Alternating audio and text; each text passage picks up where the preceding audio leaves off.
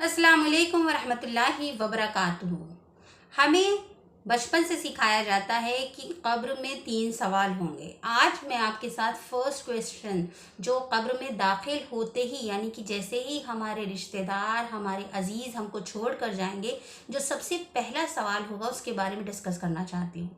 जैसा कि हम सब जानते हैं कि वो सवाल होगा मन रब्बुका, यानी कि जब हम कब्र की तन्हाइयों में अकेले होंगे तो फरिश्ते आकर सबसे पहला सवाल हमसे पूछेंगे मन रब्बुका, यानी कि तुम्हारा रब कौन है।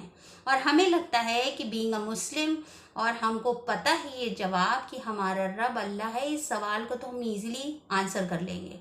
तो पहले ये सोचते हैं कि इतनी बड़ी ज़िंदगी जीने के बाद, यानी कि सोचिए इतना एग्ज़ाम्स, इतनी आजमाइश, इतने मरहले, ईमान, फेथ सब कुछ लाने के बाद अगर इंसान से ये सवाल पूछा जाएगा तो क्या ये बहुत इजी क्वेश्चन होगा? बिल्कुल नहीं।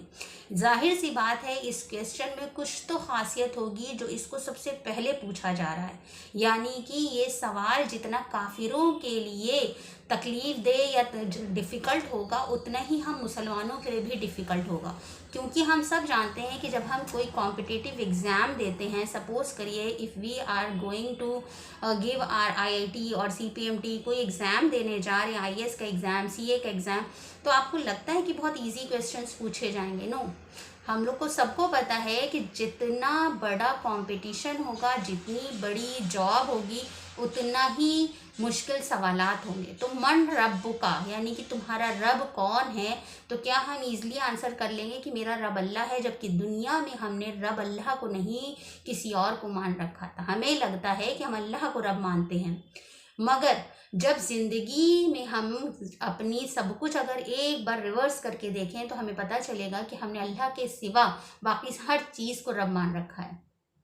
जिस तरह से कहा जाता है कि अगर कोई इंसान पूरी ज़िंदगी काफिर की ज़िंदगी जिए और वो ये चाहे कि कब्र के आसान सवालों का जवाब देने के लिए मैं रट लेता हूँ मन रब्बुका, मन रब की, अल्लाह मेरा रब है, अल्लाह मेरा रब है, अल्लाह मेरा रब है, तो भी उसके मुंह से वो कलमात नहीं निकलेंगे, क्योंकि उसने ज़िंदगी भर शिर्क पर अमल किया, यानी कि शिर्क पर उसकी ज़िंदगी गुजरी है।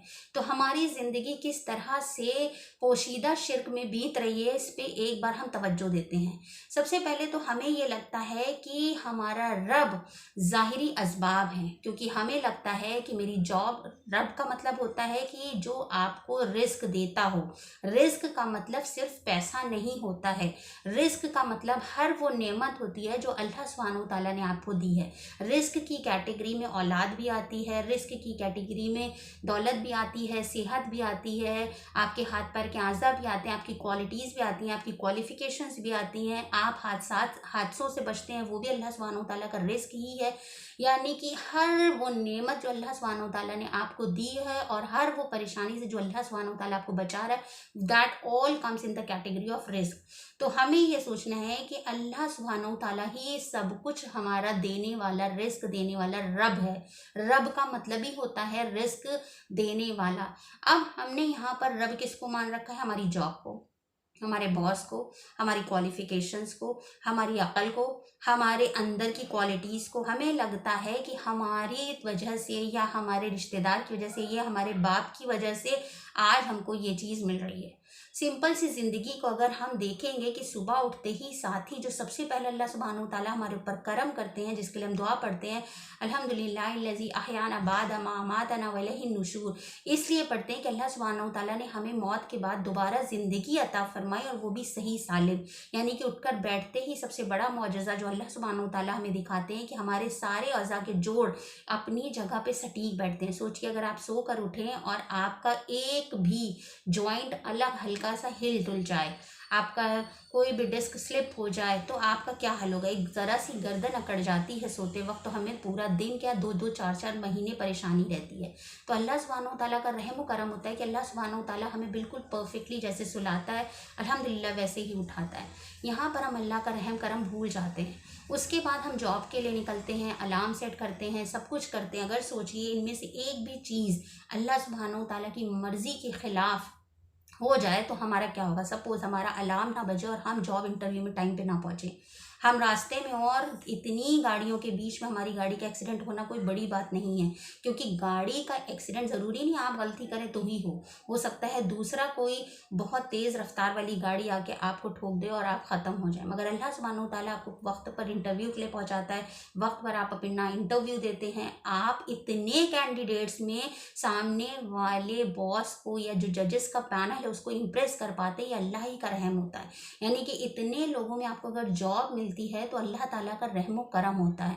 उसके बाद उस जॉब में हमको सुकून मिलता है, हमको पैसा मिलता है, तो यानी कि हर वो चीज़ अल्लाह ताला जो हमें नवाज रहा है उसके लिए हमें अल्लाह का ही शुक्र करना है।